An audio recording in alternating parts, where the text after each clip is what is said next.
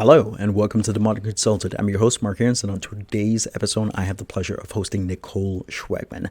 How do you go from driving boats in the Navy when you can't swim to becoming the number one correspondent between the U.S. Navy and every single national and international media outlet in the world?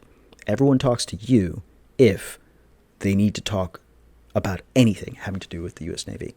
How do you then hire a book writing coach? How do you then start a podcast? How do you then learn how to cook from one of the chefs that used to cook for President Bush?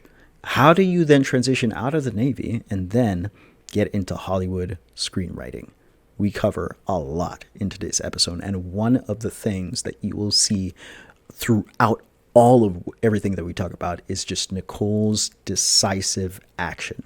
And really stick around till the end, because she's going to share with you two things that you could do to be able to take massive action on anything that you're trying to move forward on in your life, and to also how to double check within yourself whether or not the things that you say that you care about are the things that you really actually care about.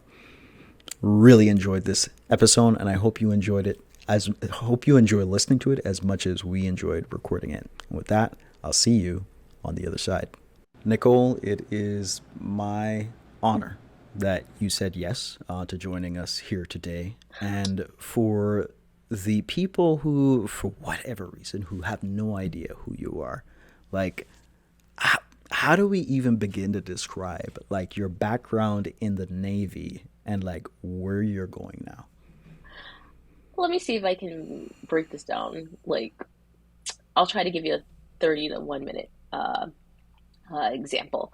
Hi, I'm Nicole Schwegman, and I am just finishing up a 20-year career in the Navy.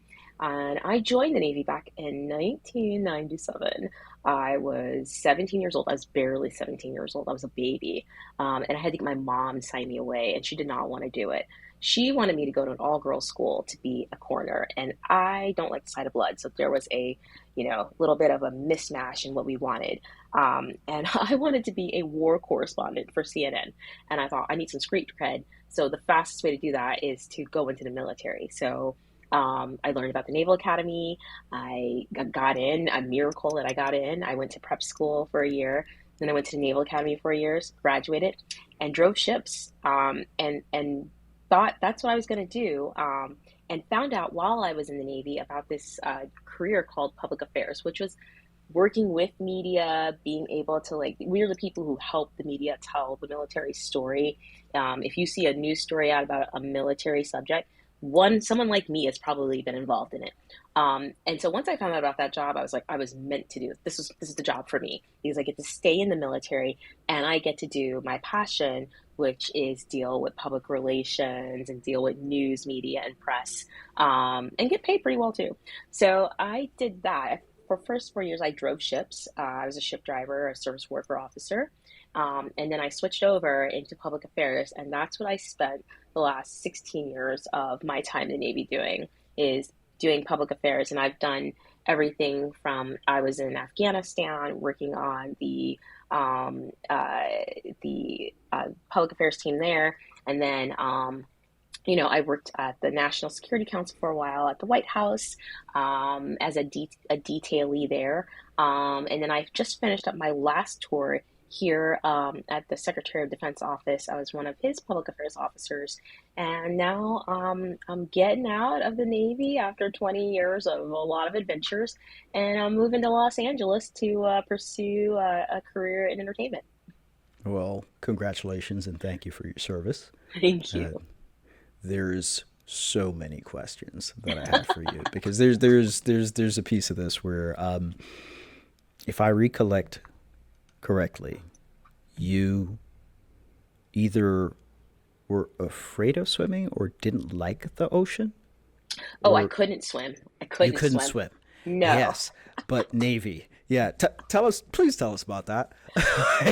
So when I decide I want to do something, I don't let a little thing like not being able to swim, get in my way. I want to say the reason I couldn't swim is I was actually terrified of the water. I had almost drowned several times as a child, and so as a result, like me and swimming didn't, go together. And, historically, I'll just say it, as African Americans, like unless you grew up near an island or a pool was in your family, a lot of African Americans can't swim. That's changing, thank goodness. But my parents, even though my dad grew up near the ocean, they didn't know how to swim. So if your parents don't swim, you don't swim. So I grew up with a fear of the water, and I had parents who really didn't know how to swim. So this was not something that I thought I needed. You go to a pool party, we're all just like standing around the pool. We're not in the pool. Well, to get into the Naval Academy, of course, one of the major things you have to do is swim. So I remember even trying to take lessons as I was applying and still not being able to swim. And it wasn't a requirement that, strangely enough, to join the Navy and to get into the Naval Academy, you do not have to swim. You just have to commit to learning how to swim. That's So great. on top of all the stress of marching and learning how to be in the military and wear a uniform and getting yelled at and all that craziness, I decided, you know what, that's not hard enough. Let's learn how to swim. So every day after classes were over, so at the Naval Academy, you have to do a sport and you have to do your military training. But in addition to that, because I wanted it to be super hard, for every day for an hour after classes would end, I would have to go over to the diving well, which a regular swimming pool is like 8 feet deep. Now, the diving well, because they want to terrify us, is 17 feet deep. And that's what we would swim in. And there was no lanes, no wall to grip to. They would Oh, just make you float out there, And I can remember thinking the first day, they were like, everybody get in the pool. And I didn't know how to swim. And I went over to one of the instructors and I was like, sir, I don't know how to swim. And he's like, okay, well, you're gonna have to try. And I'm like, yeah, there's no try. I don't know how. And he was like, he was like, Midshipman Paul, that was my name at the time. You either get in that pool and you try, or you pack your bags and you go home. And I really wanted to go to the Naval Academy. Like this was my dream was to make it through here. And so I was like, I guess I'm getting back in that pool and I'm either drowning or I'm swimming. So I got in that pool and after, like just, half, you know, just drowning to death, they were like, all right, I guess you can't swim. So then they put us, it was a little different back then. just a whole half hour. It was You know, like, yeah, she's not dead yet, I but guess, you know. yeah, she looks like she can't swim. So they just, they pulled me out. I was like a drowned rat. And then they're like, all right, you got to go to sub squad, which is all the non-swimmers, all the rocks is what they call this. And it took me a year to get over that fear, but I learned to swim in that 17-foot deep pool. And not only did I have to learn to swim, I had to pass all these tests, but I got through it, including a 10-meter jump. So there's this jump you have to do. Everyone has to do it. If you don't do it, you won't graduate. And I know people who didn't do the jump and didn't graduate. They are serious about that. So my roommate, God bless her, she was like, we're not letting that happen to you. So they put me near the front of the line and I go up and it's so high, Mark, that you can look down at tourists in the windows. They are looking up at you. That's how high that jump is. I think it's like 30 feet. Wow. Don't quote me, but I think it's 30 feet. So I stood there and I got terrified and I was like, I can't do this. So I start running back down. My roommate had positioned herself to the end of the line and she was like, stop her! And so all of my classmates in my company just start turning me around, pushing me back up, go, go, go, go, go, go, go. And this other girl was like, wow, that looks far down. And they literally just ran me up to the edge. I had nowhere to go. And I jumped and screamed the whole way down, but Wow. I did it. And that's one of the really fun things about being at the academy is your classmates have your back, and they just weren't going to let me fail. So even if they had to push me off a 30-foot tower, they weren't going to let me not graduate. So I That appreciate every person who pushed me off that tower. that is incredible. It is way more fun than my learning to swim story, which was me being in Florida at my uncle's at my uncle's place at the time, and my brothers were in the pool, and I didn't know how to swim, and so like I was blindsided by him. He picked me up and he just threw me into the middle of the water, and I remember like I was spinning, and I could like see him as I was like falling, and I just remember just like this fury before hitting the water, and then just like trying to swim for my life, because it was at that time that I had just learned about sharks, Hmm. and Oh no. that was the primary reason why I hadn't learned how to swim. Hmm. And if I can see the bottom of the water, then sharks. And sure, it's a pool, but sharks. So I then I make it to the other side, but the same thing. It's like it's like water going down all the wrong pipes. And just like feeling like it's terrible, terrible Oh feeling. yeah. Yeah. It didn't last for 30 minutes though. Oh, well. Yeah. Yeah, that was I like to say I was the original waterboarded person because I just, they were just like, I guess you can't swim. Like, no, Yes. I told you. It's just 29 minutes not long enough. Yeah, Keep I'm going. like, Like, who would lie about that? But okay. oh, I guess jeez. they're like, you survived, you're fine. Like, it was the late 90s. They were like, you're fine. You'll be okay. Yeah. Actually, Today it is much better. Like, so speaking of being no stranger to doing difficult things, you've also done something which many women in this world just do not do, which is cold approach their husband to be. You know, please tell us that story. oh my gosh, she's gonna be like, again? No. Um, so honestly, I had been, I at that point I'd been deployed once. I had served in Guam, and I was a lieutenant in the Navy. And my mom, when I came back from Guam, my mom's like, "You need a boyfriend." I'm like, just No pressure. busy serving the nation. She still was salty about me not going to med school. So she's like, "You need a boyfriend." I'm like, "Okay." So I was dating people, but no one had clicked, and I was really focused on my jobs. I was working. That was my first tour at the Pentagon, of which I didn't realize were going to be several, but that was my first tour.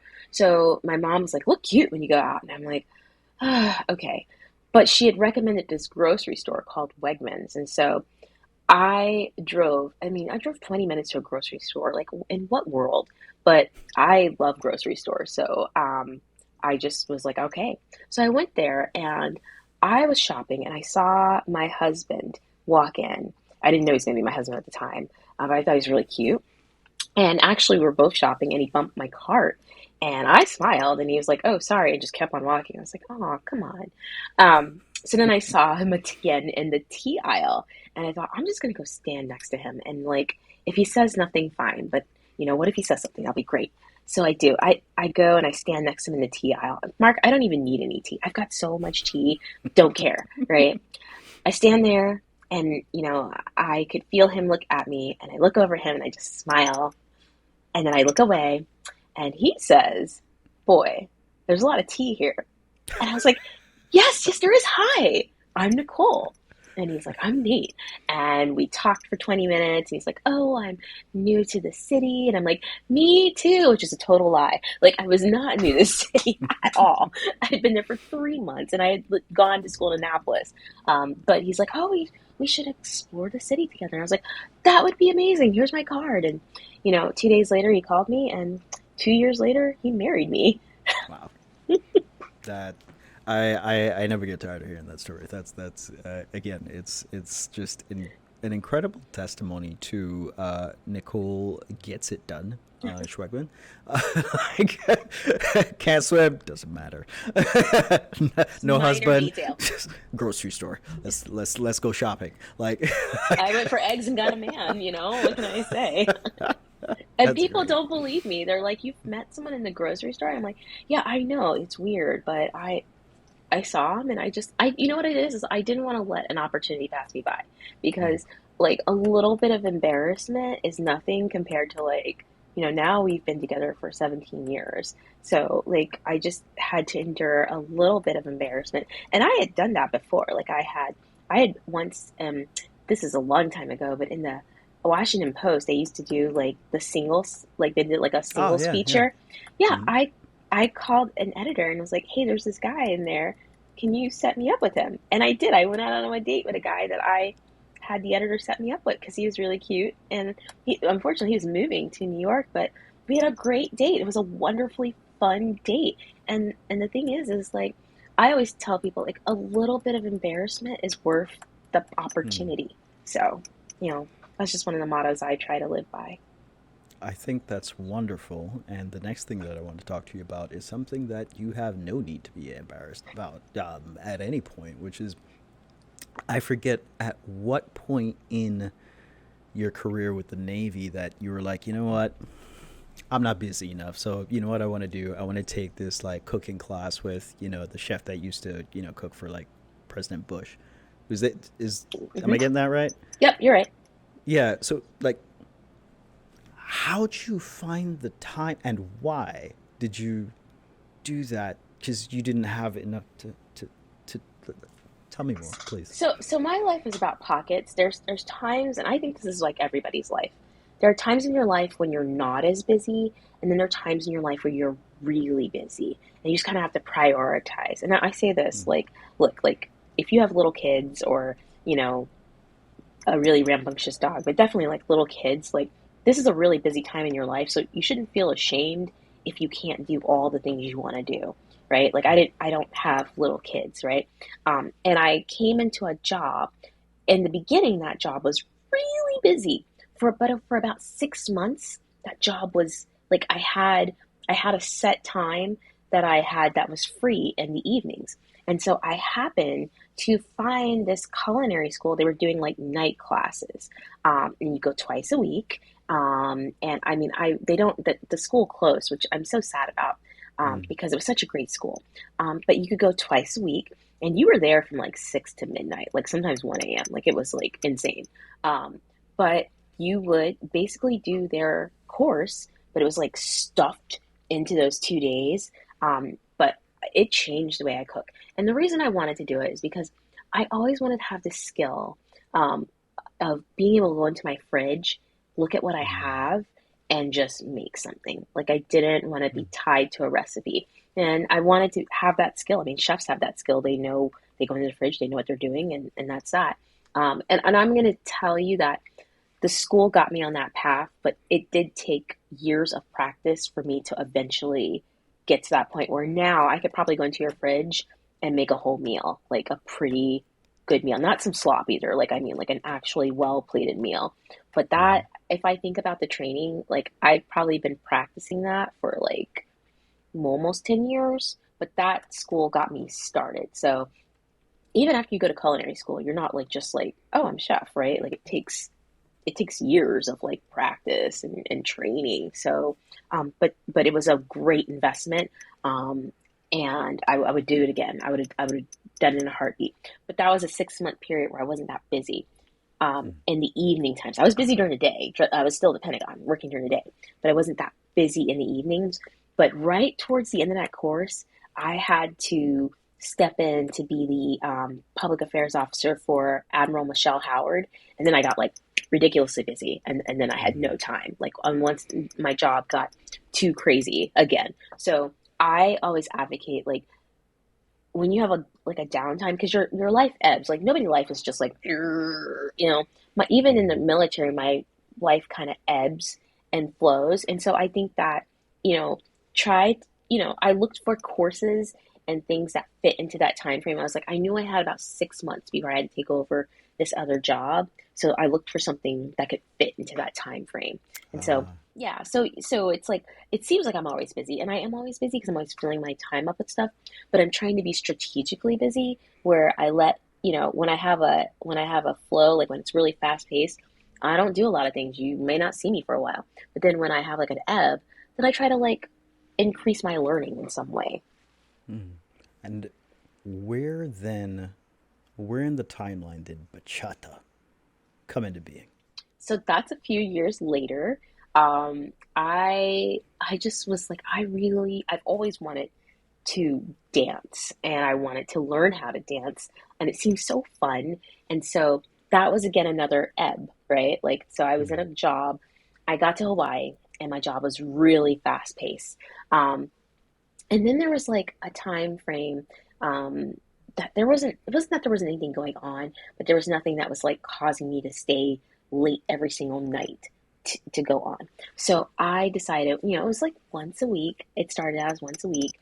I really liked it, and so then I upped it to twice a week. And the next thing you know, you're going to the dances, and the more you go, the better you get. So that was maybe like 4 years later after I'd gone to culinary school, maybe five years later, that I started learning how to bachata, and it was really really fun. So, I saw again, some that of the videos. I was like, oh, she got the moves. that's right, ebb and flow, ebb and flow. Because after that ebb, another big flow happened again. Because now I'm also trying to remember when was it that you started to like hire a book coach as well, and a book writer or Hmm. author coach, where Yes, you wanted to start working on your writing as well. Was that yes, before bachata or after, or where that does that was fall? that was before bachata. I think that was even before culinary school. I had worked with Lisa Cron, and she wrote a book called Wired for Story, and it talks about how your brain wants to hear stories. And I believe that because I worked at Gallup, and one of my top five strengths is communication, and the way I communicate is I always tell stories. So I definitely believe that that's valid, and it's valid study. She's done the research. So I worked with her. And I think there's a pattern that you see. Like I'm always like trying to learn something or better myself in some way. And I really value using funds and time and just resources towards trying to learn, and nothing is wasted, right? Like, you know, someone would say, why go to culinary school? Like, you're not going to be a chef. Well, but I'm bettering myself, right? Like no learning is wasted, and it is beneficial. It can be beneficial at some point in your life. It makes you a more well-rounded person. So I did. And I'm so glad because that'll lead into later on when I started taking classes for screenwriting. But I did that before I did culinary school because I've always had an interest in creative art things. And I actually hired a career coach. I worked with a career coach to figure out like what was it that I truly liked to do. Um, and that was eye opening. And I highly recommend it for people. Like if you're not sure like what you want to do, or even just a life coach, like she was half career coach, half life coach. And she really helped me to narrow down what my values are, the type of work environment I like, and the types of work things I want to do. Like she didn't necessarily go, you should be this, right? But she helped me to like, here's this circle. And when I look at my life and the types of jobs I've gravitated towards, it fits. They all fit within that circle. And when I'm put into a job that doesn't fit into that circle, I can do it, but I don't thrive at it. So I've made a point that I'm only going to do things that fit with my personality and fit within, you know, my preference choice. That's a perfect segue to the next question I wanted to ask you, because I could hear someone listening to this conversation and they're saying to themselves, like, sounds like she's always known what she wants to do. And so it's really great to hear that, well, actually, you decided to work with someone to help you figure that out as well. And so just remind me again, where does the career coach fall in the timeline of everything that we've spoken about so far? So around 2017, in fact, it's before I started the podcast, which I'm sure we'll get to. Um, so I had a friend, and he had a podcast, and his, wife, it was an executive coach, and they were trying out this new service they wanted to offer to veterans, which wholeheartedly, had they had the time to continue it, I would have heartily recommended it and endorsed it. And what they did, it was like her and another woman who was a career coach, and together, what they did was they kind of helped you figure it out. The first thing was your values. Like, what were the things that I was supposed to write 36 words down, and then out of those, pick the top six that mattered most to me. And so things like freedom, love, beauty, kindness. I think there was two other ones I can't quite remember at the moment. There are people like, they don't have to be big values, but the biggest ones were freedom, love, kindness, beauty, creativity. Um, and I realized, okay, this is the type of things I want in the work environment that I'm in the environment that I live. You see, I have a bunch of colorful books. Like I love like, art and music, and I love like, culture. And so I realized, okay, so these are the things that really like, get me going. These are the things that matter to me. And then the next thing she had me do was, I did a lot of like personality tests. It turns out, of course, I'm an extrovert, but I have some introvert tendencies. And then we did a actual like career test where we like kind of like, do you like this or do you like that? And it came up with like, I have a strong creative streak. Like I gravitate towards things like public affairs, which is what I was doing. So it's no wonder I love that job. Writing, directing, culinary arts, like things where I was able to kind of put a creative spin on. Um, it turns out I would be a terrible priest and a terrible forest ranger, which tracks because I don't love the outdoors that much. Like I don't hate the outdoors, but I don't love it. And so I recommend, I did it, as a veteran because I think a lot of times, as veterans, we've spent so many years inside of this culture, and nothing wrong with that culture, right? But then it's like you're on a bus, right? You're riding along, and eventually you got to get off the bus, right? And everybody on the bus is like, we'll miss you. It's been a great ride. We love you. You get off the bus, and the bus is like, bye. And the bus is gone, right? And you're just like sitting there, like, oh my God, like, oh, well, now what? And Mhm. so, as veterans, we oftentimes we feel this sense of need for that nostalgia and that camaraderie and that familiarity. So a lot of veterans go back to, we become contractors or we go and we work for the government. And there's nothing wrong with that, by the way. One, that's where your experience is. But two, I think we miss that military culture. We miss Mm. being part of the group. Um, and I knew I had gotten out like for a year, like in my career before. And I knew I felt that loneliness and that sense of like lostness. I didn't know quite what to do with myself. And so this time I knew that, okay, in about 5 years, I'm probably close to retiring. If I decide to retire, I want to be prepared mentally, emotionally, and I want to have like a sense of like, what do I want to do with my life? Because even until then, and I think we had a conversation years ago about, you're like, man, you go from one thing to another. And I took that to heart. And it was a good observation. Like it was like a kind of off comment, but I sat with that for a while and I was like, I do keep jumping. And I think it was because I didn't really know.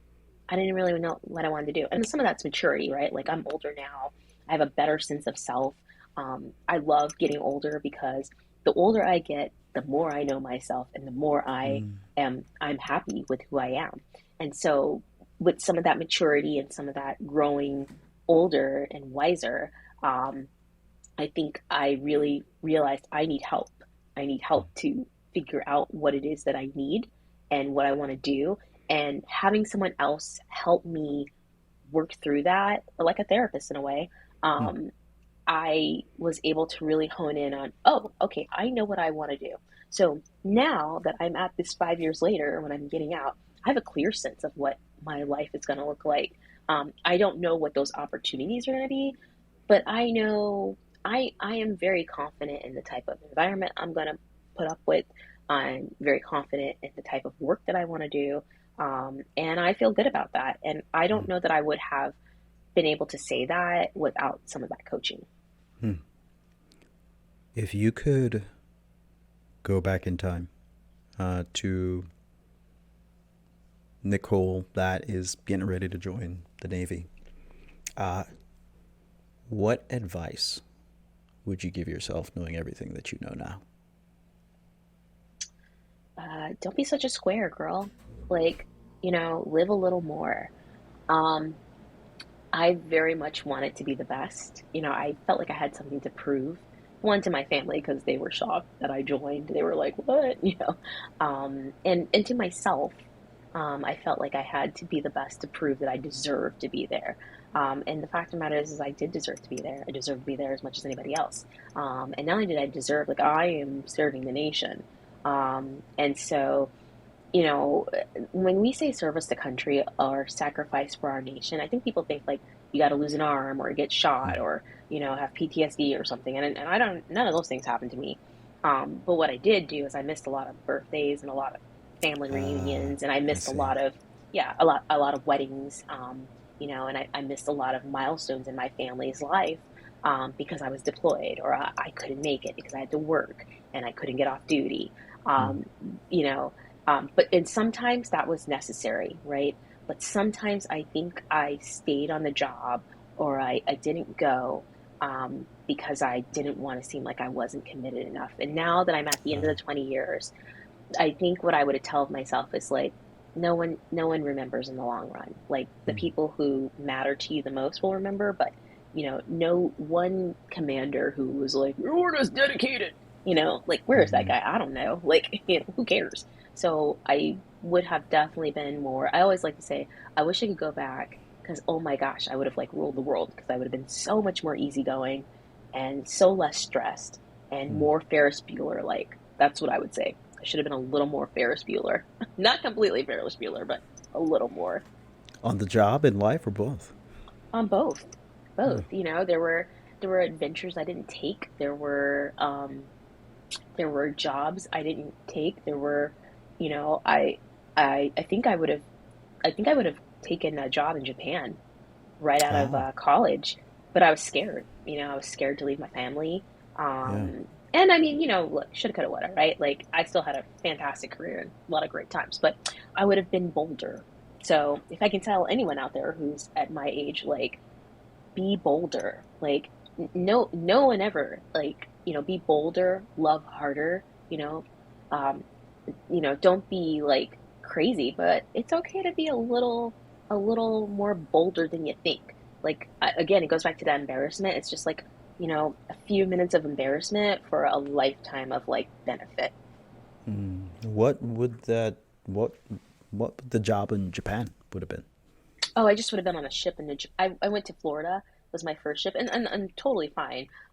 But I would have been on a ship in Japan. Oh. And I just would have lived overseas. Like I had grown up overseas, but I'd never been to Japan, and I really wanted to go there, and I wanted to go to Hawaii, and I was scared to go that far away from my family because even at the academy, I was only 3 hours from home. So Mm. moving, I would have been so far from my mom, and I was a mama's girl, so I was scared to leave her. But after I lived in Florida, I moved to Guam. And I remember I got off the plane. I didn't know anybody. My sponsor picked me up. She ended up becoming a really, really amazing friend. But that first night, like I remember crying into her cat because I was so lonely because I was like, I made a mistake. And I called my mom and I was like, I think I made a mistake. And she's like, you absolutely made a mistake. And I'm like, you're not supposed to say that. You're supposed to make me feel better. And she's like, well, I'm telling you the truth. And I'm like, oh my God. So this cat was like, what is going on? It's me just like cuddling this cat and crying into this cat. And this cat's like, this is awkward. So Mm. And also, your mom clearly keeps it real. Like, you need a man. yeah, You made a mistake. Like, no, it's just. no, no softness, like just 100% real. But I ended up loving that tour. And once I got used to it and I built a family on that island, like that tour really matured me. And that's when I started really feeling like, oh, I'm an adult. Like, okay, I'm adulting. And I think everyone, it's hard today because a lot of people can't afford to move out with their parents. So I totally understand. But if you can afford to move out and you have the opportunity, I highly recommend it, because there's just something about once you have to stand on your own 2 feet and pay your own bills, um, and do your own thing, like it, there's just something about it. And I know you know what I mean, Mark. Like once you leave your parents' house, you're like, I'm an adult. And you have to do adult things, and it's strange because it's strange to tell yourself that. Like now, like I'm an adult, but and I know that. But back then, I still felt like a child. It was not Mm. until I had really left the nest and had my own furniture and my own, like I Yep. had to cook myself dinner. Like, oh, I'm an adult. Like I have to pay bills on time. I have to do these things. And I just think it's a fundamental. It was a formative time for me to really stand on my own 2 feet. And I think a lot of my confidence came from the fact that I was like, I'm going to live alone. I'm going to have my own place. I'm going to decorate it the way I want. I'm going to, I have to clean up. I have to do chores. Like I'm going to be a grown up. I relate. I was 16 turning 17 when I moved to the United States with no Hmm. family around. Yeah. And I Yeah. 100% relate Yeah. That's to. terrifying. It's terrifying. It's terrifying to leave. Like I was terrified, but I had to do it. I had to do it because I knew on the other side things would be better. Mm. I would be better for it. And if we time skip yet again, like besides bachata, besides cooking, besides book writing, there's also the podcast that you Yes. launched. Like, Yes. tell us the podcast story. So after doing, the whole life coach thing, and she was like, "You're a creative person. You should do creative things." I thought, I want to start this journey now. Like I want to explore what type of creative life I want to do. And so, if you ever want to try out a job that's a full-time job, as you probably are aware, that pays you no money, you should start a podcast. Because it's a lot of work. It's a lot of work. I respect anyone who does a podcast because I did my podcast for 5 seasons. And oh my gosh, it was like a second full-time job that I paid for. But I loved it. I would do it again. And it was about bringing my love of cooking and my love of food. I mean, I was the ultimate like chef fan, and being able to interview all of these amazing food bloggers and chefs. I just had one of my guests call me today. He's a chef who's up in Napa Valley. He's heading to France for a week, and he got into wine. And not only did I do the podcast for just the love of like food, it was a creative outlet for me. And I made all these great, amazing friends. And I still talk to a lot of those people. They're wonderful. And it just got me out of my comfort zone. And it was something that I could point to later on and be like, I did that. I made that. Like, I tried something new. And maybe I wasn't going to be good at it. But so what? A little bit of embarrassment, right? Because I was definitely like, if you listen to my first podcast, oh, cringeworthy, right? Oh, But so what? But so what, right? No, nobody but me is critiquing myself that hard. Like people mm. don't think about you that much. One thing I always tell people, or I tell the people who I mentor, I tell them, no one just thinks about you that much. Like people might stare for a few minutes and then move on with their lives. And I tell myself that too. Like a little bit of embarrassment for a whole lot of reward. Like it was a little bit embarrassing to release my first podcast, but I can't tell you how many people who I worked with were like, "I love your podcast." Like even like admirals were like, "Hey, my wife listens to your podcast Oh, and she cool. loves it." Nice. I was like, "Oh, thank you." And then people were like, "You can do another season." I wanted to quit after season 2. Oh, And I did 3 more seasons because people, as soon as I would like end the season, people were like, "I can't wait for season 3." And I'm like, mm. dang it. Like, but it was a really fun. And by the time I finished, I had a whole system. The reason I stopped the podcast is because remember I had an ebb. I got back into a flow. I had a new job, and it just took off, and I just could not balance the time between the podcasts and doing my job, and that's okay. Like Mm. things happen for a season. So, but I love that podcast. It's still up.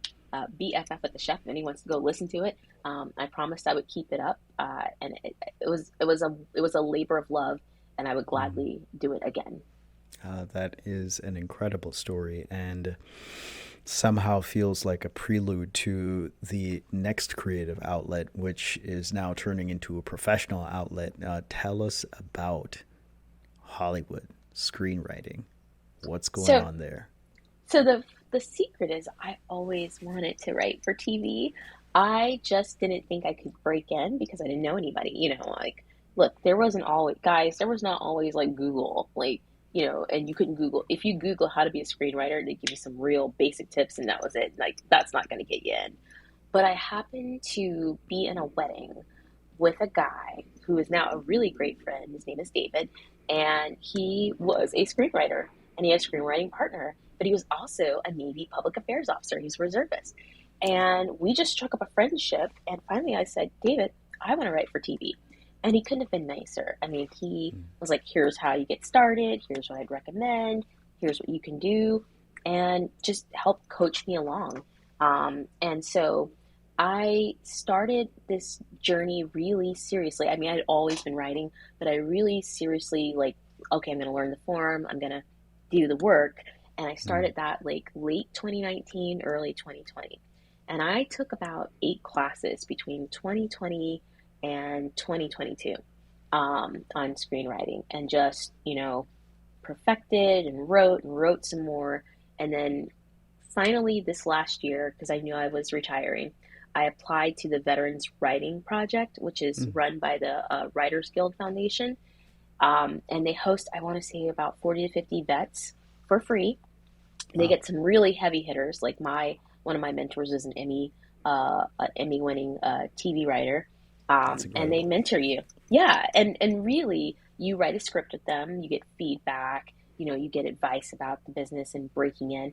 But the best thing is you get to network with people who are actually doing the thing you want to do. And so Mm. I've been doing that for this past year. I'll end here in May, and I'm moving to Los Angeles and next month. So I am really committed to it. I'm also applying to a job with the Marine Corps to work in their entertainment office, and hopefully I'll get that, because I'm really excited if I can get into that, because I have a passion for showing, to telling stories about the military, and that's my genre. Is I write Mm. military fiction and dramas, and I have a passion for, I want to see myself on screen. I want to see my stories on screen, and not specifically me. I don't want to be an actor. What I mean is, I want to see people of color, people who are underrepresented. I want to see their stories, and their stories in the military on the big and small screen. Mm. So, what's your earthquake plan, though? Oh, I'm just gonna shake it. I'm just gonna roll with it. Luckily, I lived in California before, and we just people.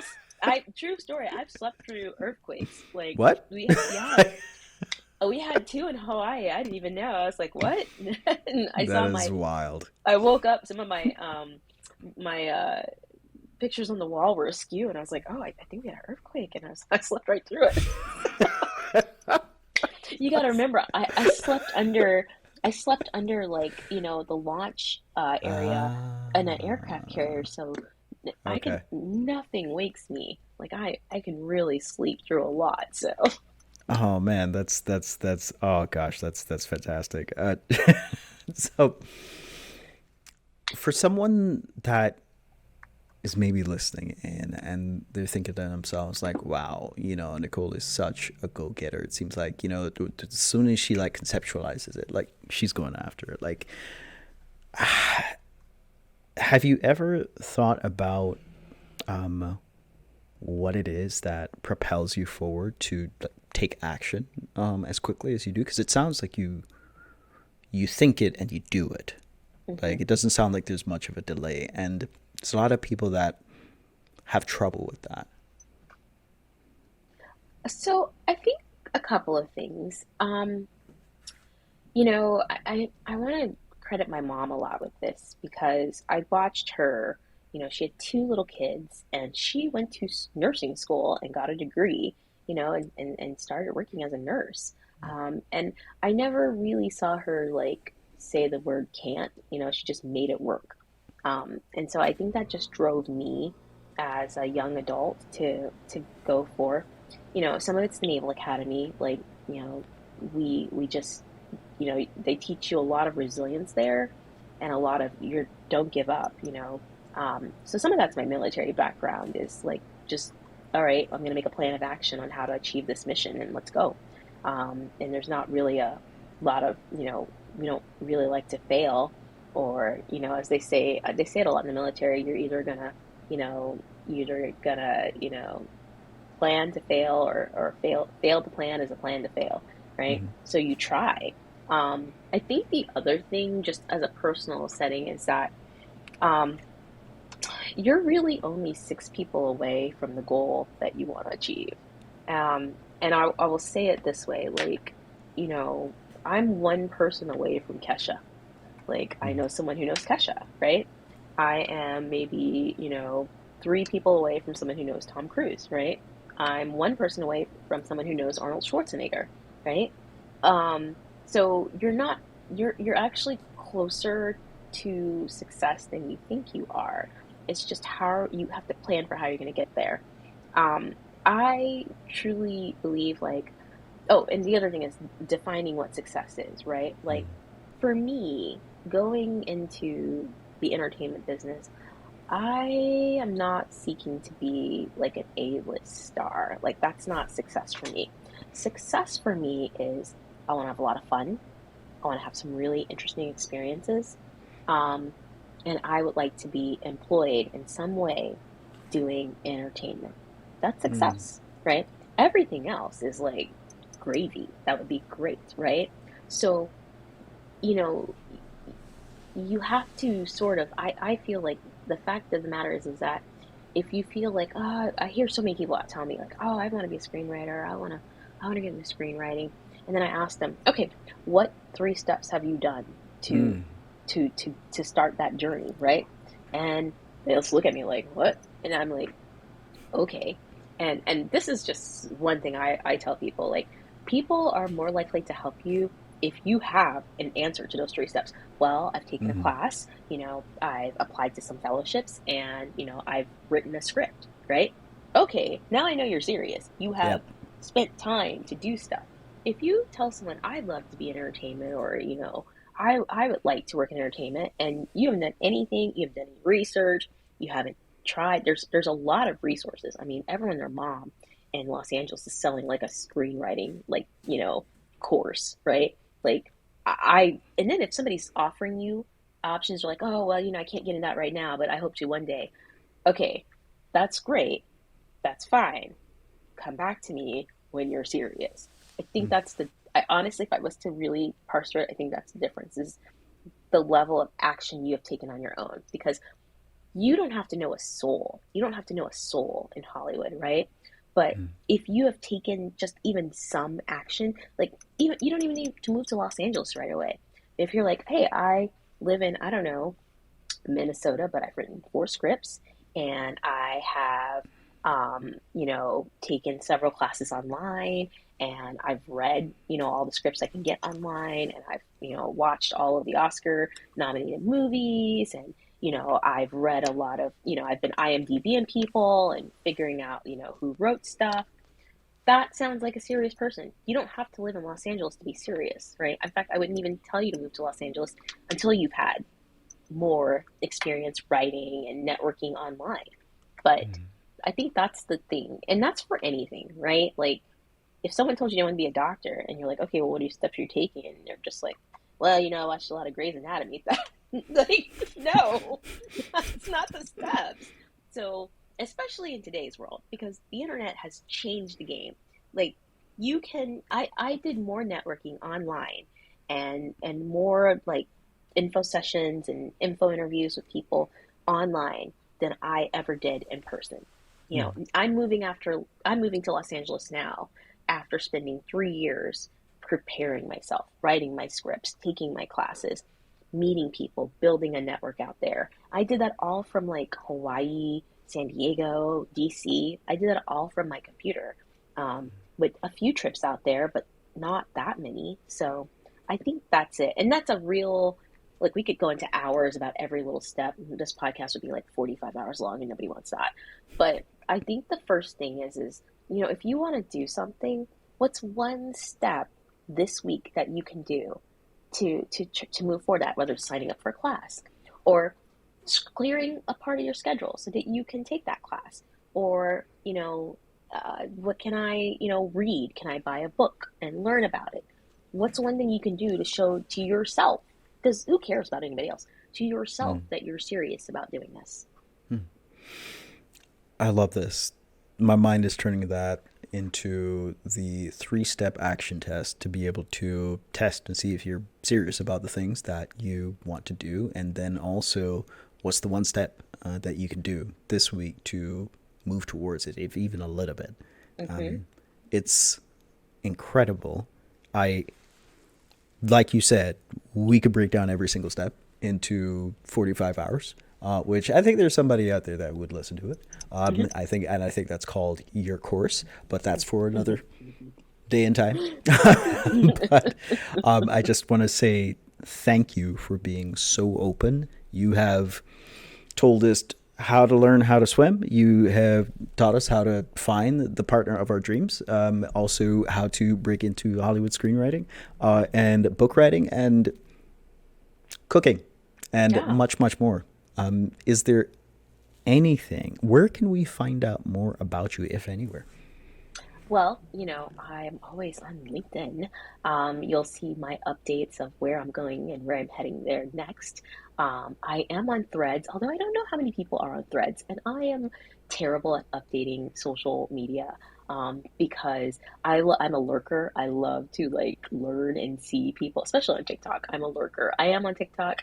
I have very few videos on TikTok, but under Schwegs makes things. And I am on Threads as Nicole Schwegman, and I am on Instagram as Nicole Schwegman. And you can still go and find BFF with the Chef. That is still on Apple iTunes or wherever you get your podcasts. And I am on LinkedIn as well. And I think in a few months, I will also have my own website, NicoleSchwegman.com. So Nice. hopefully, by the time, in May, if you're listening to this in May, I will probably have NicoleSchwegman.com up. And you can see what I'm doing and what's going on with me. Love it. Ladies and gentlemen, Nicole Schwegman, thank you so much. Thank you, Mark. Always a pleasure. Hey, thanks for checking out the show. If you liked it, go ahead and hit the like button and also subscribe so you don't miss another one. It also tells us which ones that you like the most so that we can then do more interviews like that. If you want to go from idea to implementation, though, especially if you're wanting to productize your expertise so that you can scale your impact on your clients and, of course, grow your business, then join our email list. There, we're going to talk about how modern consultants can productize their expertise so that they can have a greater impact on the world around them and live life on their terms. If that's up your alley, I hope to see you on the other side. Talk soon.